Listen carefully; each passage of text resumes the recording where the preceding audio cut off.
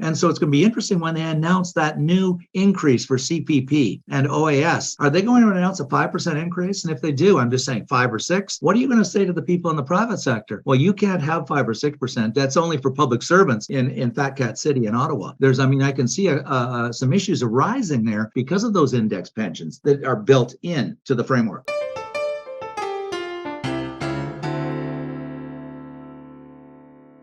Canada's inflation rate in June was 8.1%, something we haven't seen since the early 80s. In an effort to cool off the economy, the Bank of Canada has rigorously increased the cost of borrowing, which slammed the brakes on our red-hot housing market. The reaction has seen the cost of living start sliding down towards that goal of 2%. Currently, it sits at 7%. The economy is still being roiled by other impacts, which have many worried about which way it will go. Are we headed for a recession? Hello and welcome to Unpublished TV. I'm Ed Hand. As you sat down for Thanksgiving dinner, you likely noticed it cost you much more than a year ago. Of course, we were still dealing with COVID restrictions, which saw fewer and smaller gatherings. Our Unpublished Vote question asked you, do you feel the Canadian economy is on track for a recession? Yes, no, or unsure. And you could log on and vote right now at unpublished.vote. Our results so far, just under 84% say yes, we are. Just under 12% say no, and just over 4% were unsure. However you're watching and listening to our show, whether through our social media channels on Facebook, Twitter, and YouTube, or podcast channels, iTunes, Google Play, Spotify, iHeartRadio, and more, I'd like to remind you can still cast your vote on this topic at Unpublished Vote and email your MP to tell them why. It's our new portal for political discussion and debate. Joining us to discuss the economy and whether we are headed for a recession, I'm pleased to be joined by Ian Lee, Associate Professor at the Sprott School of Business at Carleton University, and Michael Veal, Economics Professor at McMaster University. And Michael, you've said that you don't feel we're headed for a recession because of strong employment numbers. Has your view changed in light of the recent numbers of rising unemployment? So first, we have to distinguish between the technical definition of a recession, which is 2 successive quarters of negative growth, and a slowdown. So I'm pretty sure we're going to have some slowdown, but I don't think we're going to get as far as a technical recession, although it's a near thing. It's not cut and dried.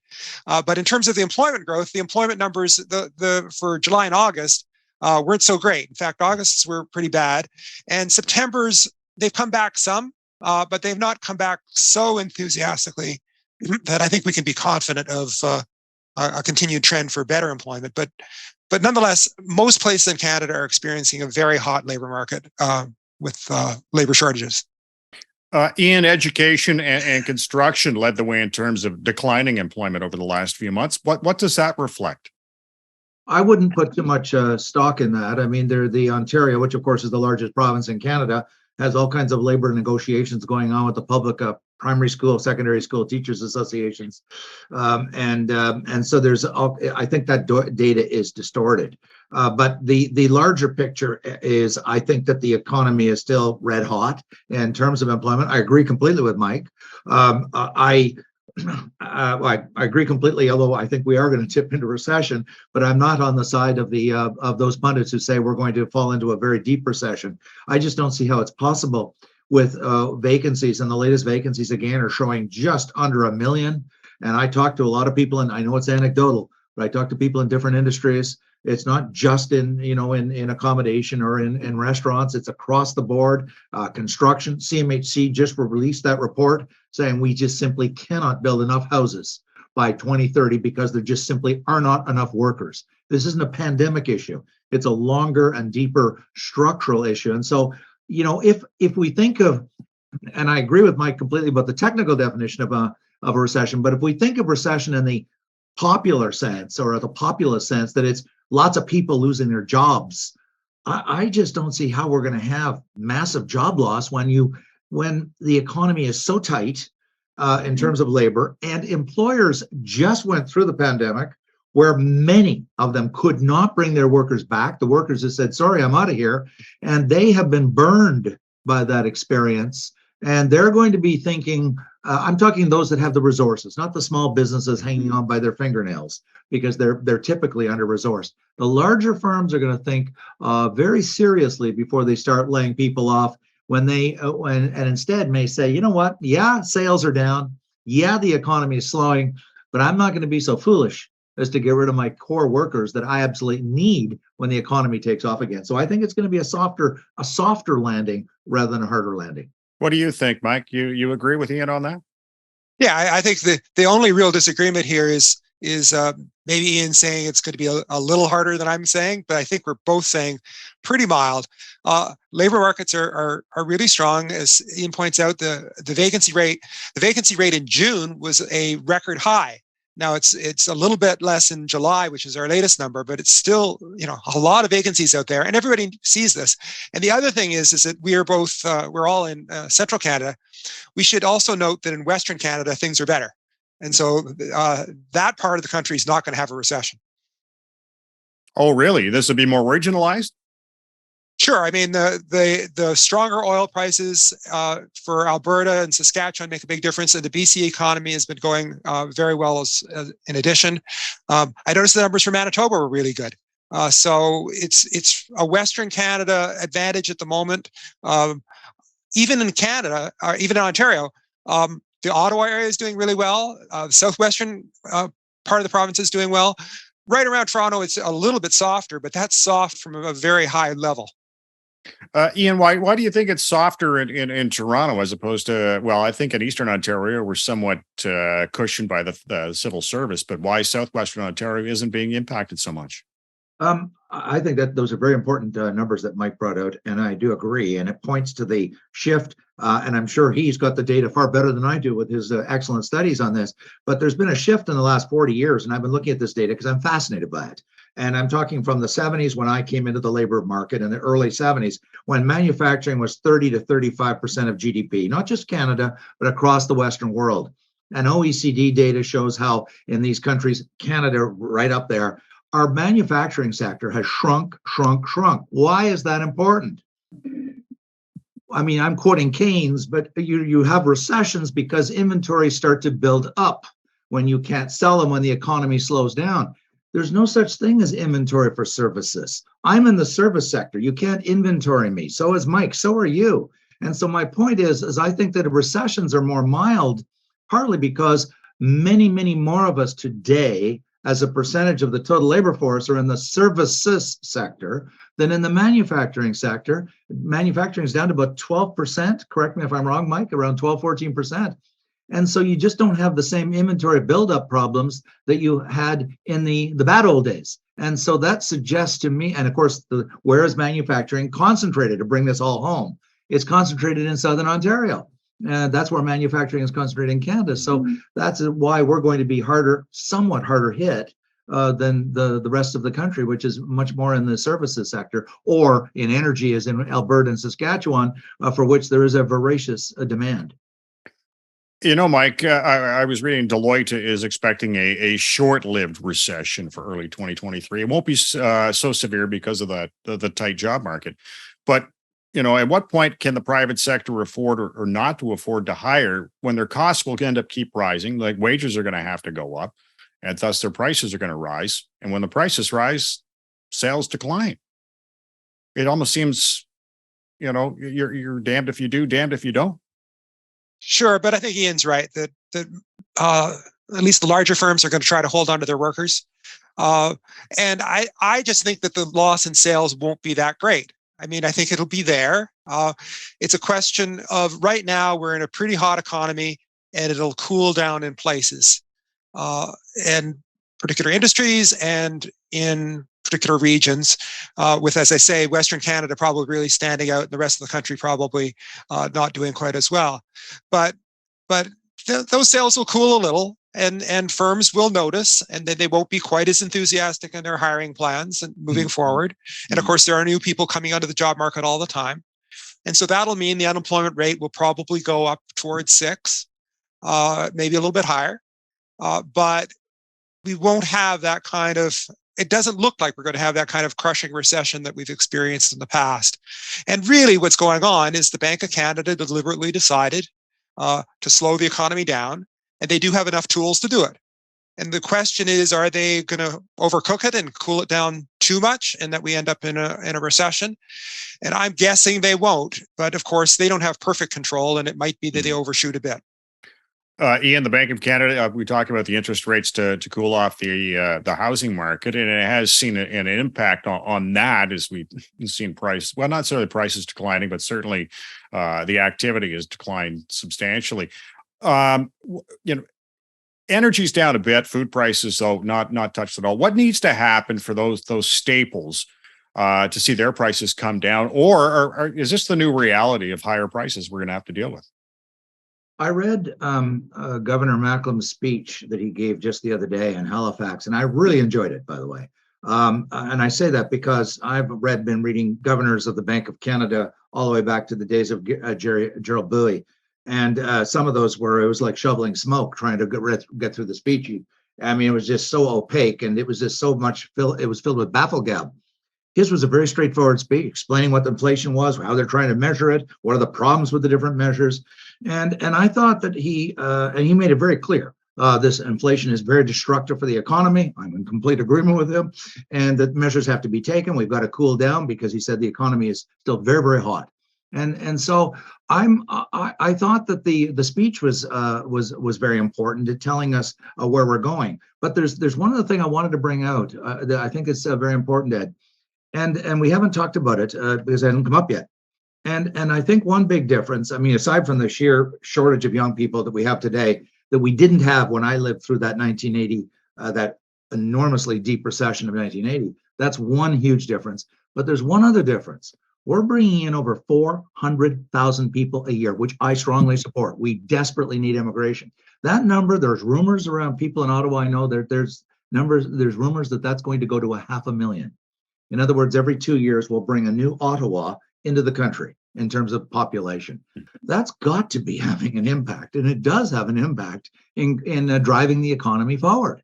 And so I think that that's a mitigating factor that's going to, that's partly driving the growth, but it's also a mitigating factor that's going to offset the cooling effect of interest rates that are not being perhaps fully accounted for in some of the more dire prognostications concerning recession.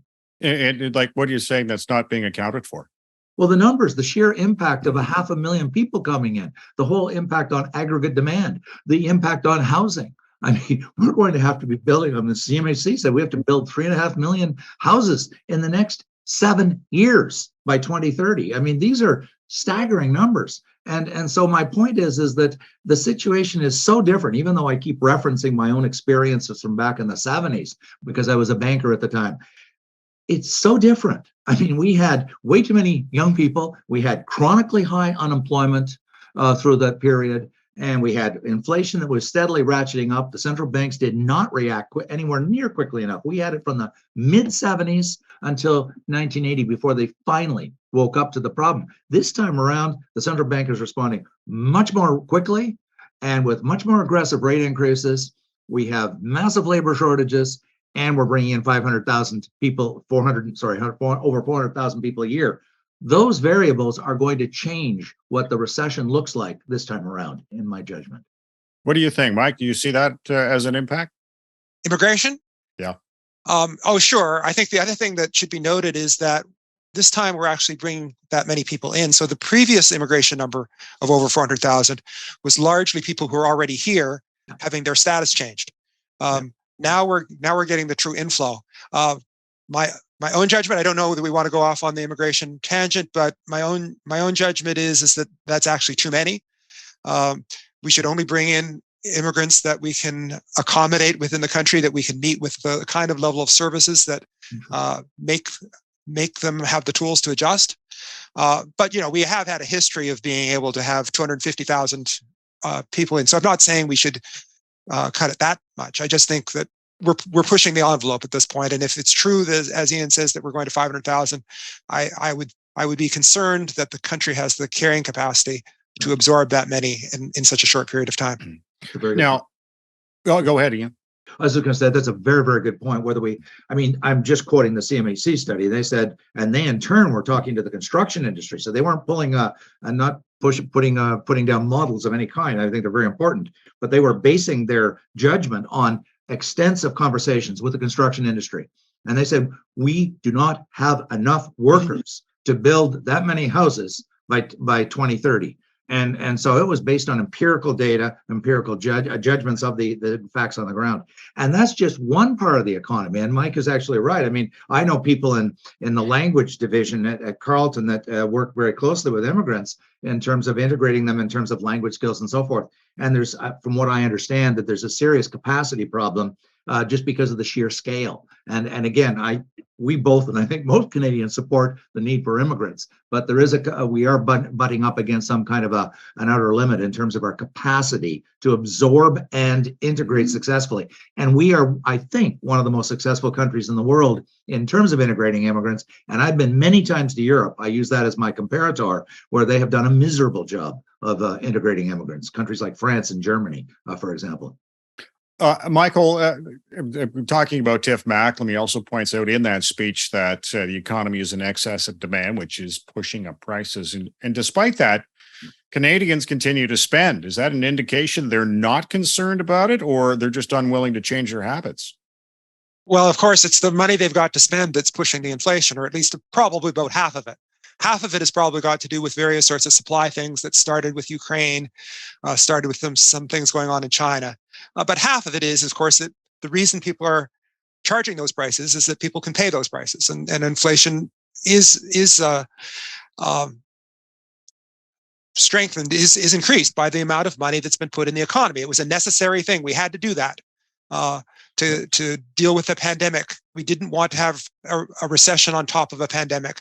And so we had to pursue very expansionary monetary policy. And then I think what happened was, as the Bank of Canada got so they wanted to wind it down, and they might have wound it down successfully, but then Ukraine intervened and a couple other things happened, and we got a burst of inflation at a much higher rate than we would have otherwise anticipated. But we were going to have something. I mean, there's no way you can have that kind of expansionary monetary policy without having some inflation. But just really quickly, I have another take. I'd be interested to see what you guys think about this. Yeah. And that is, one of the interesting things is that we measure inflation almost always on a year by year over year basis. In other words, compared to the same month a year ago. And when we think about recessions and other things, we usually do quarter to quarter. That's right. If we think about inflation, the last couple of months have actually had negative inflation, right? The reason our year over year inflation is so high is because from January to June, roughly, we had very high inflation for a period of time. We're not going to get to very low measured year over year inflation until we get some of that out. So that's not going to be till January or February. Then I think we're going to see the numbers start to go down, simply because it won't be incorporating that big increase in inflation that we had back in January 2022, February 2022, and in those months then. 2 quick points, and Mike's brought something up very important. And again, I'm just riffing off of what Tiff Macklem said. I didn't want to get into a methodological debate because I don't completely understand it, of core and trim inflation and so forth. But Macklem did state, he says, when you take it all into account, he thinks that core inflation right now is around 5%. And he did say that's too high. We all agree on that. But the more important thing was, and he was almost as if he was having this argument with Rosenberg, who's been very critical, the economist Rosenberg, who's been very critical of the bank. He said, look, we're not looking at past inflation so much driving our decision as expectations in our heads. And I've been arguing forever and ever to my students, inflation is in our heads. It's what we expect it's going to be in the future. If I expect inflation to go back down 2% and millions of people think the same way, then we're going to have very different demands when we're negotiating with our employer, for example. And so his point was the expectations going forward are too high and the core inflation's 5%. And so he is not as optimistic as Rosenberg is and some others are that inflation is going to decline fairly quickly in 2023 and 2024, because he's arguing that it's becoming embedded. And I am one of those people that believe it is becoming embedded. And you can see it in the wage demands and in the union negotiations. And you can just see it in the StatsCan data in terms of the wages. You know, it's running significantly higher than the 2%. And once you get that embedded into the economy, and a lot of employers, a lot of employees have indexed in pensions and indexed people in the public service. A lot of their costs their wages are indexed. in the collective agreement, and of course CPP and old age pension. And so it's going to be interesting when they announce that new increase for CPP and OAS. Are they going to announce a 5% increase? And if they do, I'm just saying 5 or 6. What are you going to say to the people in the private sector? Well, you can't have 5 or 6%. That's only for public servants in Fat Cat City in Ottawa. I can see some issues arising there because of those index pensions that are built in to the framework. Mike, in looking at that situation, I'm kind of curious because, we look at, in particular, high inflation when it comes to food, and it's not necessarily all the wages. When I think it was Jagmeet Singh talking about the grocers' profits over the last year being about $2.8 billion up through the pandemic. There's not going to be a lot of sympathy for those folks when the prices keep rising and profits keep rising, and then they complain about wages rising. Sure, but it's a market, right? And so the question is, will the laborers in this market be able to get some increases? And I think they will. And I think the point that Ian makes, I think, is a useful correction to my point that I think that inflation is going to fall. I mean, falling is one thing; getting down to 2% is another thing. Yes. Right? 2% is a tough target to get to from 7%. So there's going to be some bumps, and in the meantime, I mean, I actively hope that people who work in grocery stores are going to get good increases, right? They are paying the same food price as I am, and they're a lot less able to do it. So I want workers to get money, and the worst thing we can do is end up in a society where workers aren't keeping up, right? If it means we have a longer inflation but workers keep up, then I'm good with that. What we don't want is the situation where workers fall behind a lot. And I don't think that's going to happen because that's not the way the labor market works. If it suddenly turns around and works this way and workers take a bad hit, then I think that'll have bad consequences across society. Just very quickly on that very point, and I agree with Mike completely. This is why I'm so, I guess, hawkish is the only word on interest rates. It's not because I want people to be hurt or anything like that. I just think that although interest rate increases are they're very efficacious, they're very destructive. They really do work at demand destruction. They really do bring inflation down. And if you drive it up far enough, as Volcker taught us in 1980, you can bring inflation down to zero. You can have negative inflation if you use the interest rates. And so that's why Powell with the Federal Reserve has said, look, we're going to go higher because it's absolutely essential and it works. And Tiff Macklem is saying the same thing. And I think that that's the way to go. And I think that's going to bring that, if anything brings inflation back down to 2% in the next 2 or 3 years, it's going to be interest rate increases. And I don't mean another half of 1 point. I'm talking going into the 4s or even into the 5s for the central bank rate. I mean, it does work. We've seen it in past recessions. Unfortunately, it will probably trigger a recession, but it will get us there much more quickly, which is a very stable inflation of 2%, where wages do by and large keep up and the people don't fall behind, because it's always the low income people who are hurt the most by inflation. Ian, debt. When you and I chat the economy, that's always a concern of yours, debt. Right now, Canadians own $1.83 for every dollar they make. And let's face it, that's not sustainable. What do you see occurring in the economy as those interest rates rise? Me? Yeah. Very quickly, as you probably remember, I've been very critical of that metric because when one looks at the StatsCan balance sheet for households, which excludes corporate assets and liabilities, excludes government assets and liabilities, the StatsCan shows very clearly that our debt is trivial. We owe about $2.5 trillion, which sounds like a gigantic figure until you look at the other side of the balance sheet, which is the assets, which are about 16 trillion. Net worth of every adult Canadian in Canada is over 400,000. For sure, it's skewed towards older people like me that have a lot more than a young person. But even so, this idea that we're falling over the cliff has been grossly exaggerated very quickly. Most of the 2/3 of the debt, 3/4 of the debt is mortgage debt. And as Bank of Canada has shown in their last NPR, 45% of Canadians that are homeowners do not even owe mortgage money. So, and I'm not worried about that mortgage because most of that debt is long-term debt against an asset that has been appreciating historically. And the only people really at risk are the people that have always been at risk, and they're the people who've entered the market most recently, which overwhelmingly is our young people in our biggest cities. So yes, young people in the GTA and in Vancouver and Ottawa who bought a house in the last 3 or 4 years, and if prices go back down, they're going to be hurt. But remember, every high ratio mortgage in Canada is insured and backstopped by CMHC. So even if there are losses, and I do not expect, and I do not believe there will be, I don't think there's going to be a problem. In the Great Recession in 1980, national reported delinquency from the predecessor of OSFI went from 0.5% to 1%. 99% of people remain current at 20% mortgage rates. Right now, the mortgage delinquency rate in our country, according to OSFI, is 0.2%. So there will be delinquency in a recession. There will be debts, but they will be credit card debts, very high interest credit card debts and finance company and payday loan type debts. But the idea that we're going to have a collapse of indebtedness, I'm not saying house prices won't go down, but the idea that somehow we're going to go over the cliff because house prices decline as interest rates go up just isn't supported empirically by the data. And one final quick, sorry for all these metrics.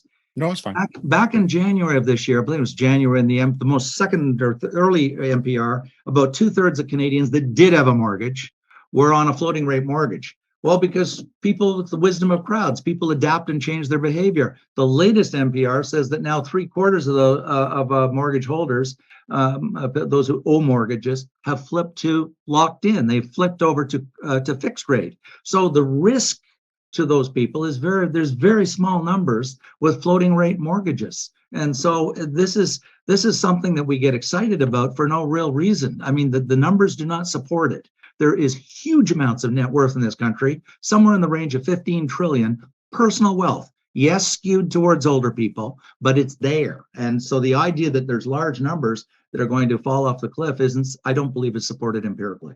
Okay. Mike, interesting report this week from Macquarie. I think it's Macquarie Group forecasting a recession for Canada, and it will be more severe than that in the U.S. because of our reliance on the housing market. Do you see their view, Brenda? Do you see it that way? No, I did read that report. I also read the reports from the 5 chartered banks, none of which are consistent with that one. I think that one's from Macquarie is a bit of an outlier. I do. Could be right, and anything can happen, but that's not where I would put my money. And I also thought that the part about the housing market, for some of the reasons that Ian just stated, I don't think we need to be quite as worried about that as maybe they are at Macquarie. And I put a lot of faith in the oil market. We do know that oil prices are up, and that's a big difference between Canada and the United States. Canada is an exporter of oil and energy. And those high prices, as I say, will keep at least half the country doing pretty well.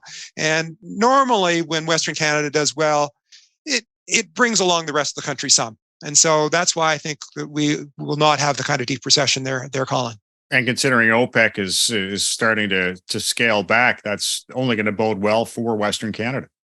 Yeah, I think the oil price of $80-90 is a foreseeable hold, right? I think it'll stay in that range. Certainly, if I thought otherwise, I'd be betting on the futures markets, and I'm not doing that.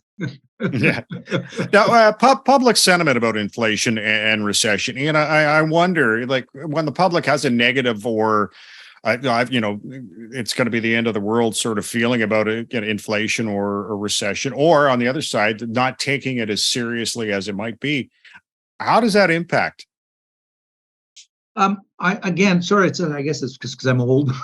I compare back to 1980, and Gerald Booley was probably the most hated man in Canada at that time. I really mean it. There were public demands that he be fired, and that he was really loathed and despised. And he was probably the first governor that became known in the court of public opinion. Although there have been some criticisms, we know that, of Tiff Macklem, I don't sense, just looking at op-eds and media reporting, I don't sense that there's a huge rebellion forming against the interest rates. There's lots of angry people about the inflation. I'm making a distinction. There's a lot of people upset about energy prices and food prices. Let there be no mistake about it. But I don't see a groundswell of people saying to the government, you've got to step in and tell the Bank of Canada to stop increasing interest rates. I don't sense that that's there this time. I think the public is possibly more sophisticated today than maybe 40 years ago, when it was very much more simplistic understanding the interest rates going up are making everything worse, so let's stop it right now. I don't see that now. I think inflation's a problem. I think Tiff Macklem understands that very well, and he understands he's got to get that inflation down as quickly as possible. He doesn't have a long runway of 4 or 5 years. And so I think this is another reason why we're going to expect increases in interest rates, and the government's going to stand by because they allow the dirty work to be done, the heavy lifting by the central bank, rather than doing, for example, tax increases to cool down the economy. Let the central bank do it and say, hey, they're independent. And so it takes the heat off of the politicians of the day. And he's appointed, and he's on a 5-year term, I think it is, or 7-year term. 7. Yeah, and so he's, he can do what Bowie did, but he's a more articulate individual than Bowie, and he's more sophisticated than Bowie was. And so I think that that's what they're going to do. They're going to drive those interest rates. I think we're going to go well into the 4s. I'm more hawkish on where they're going to go. I think the U.S. Federal Reserve is going to probably go 4.5. It might even hit 5. Because they don't fool around once they decide to go down that road, and they have the history, of course, and the precedent of Volcker. So I think rates are going to go significantly higher, which will cool things down. But again, coming back to what Mike said earlier, I am not suggesting a deep recession such as we experienced in 1980, for example, where we had very large unemployment. And so I think that's the right way to go, using interest rates to cool things down, to bring demand in balance, aggregate demand in balance with supply. And we will get to where we want to, which is long-term lower inflation rates of 2%. What do you think, Mike? Are we going to hit 4%? I don't think it's going to prove necessary, but we'll see. Okay. 4% if necessary, but I don't think it'll be necessary. Well, gentlemen, I want to thank you for joining us. Great discussion on inflation and the possibility of a recession facing us. I want to thank our guests today on Unpublished TV, Ian Lee at the Sprott School of Business at Carleton University, and Michael Veal, Professor of Economics at McMaster University. And I want to thank you for watching Unpublished TV. Stay safe. I'm Ed Hand.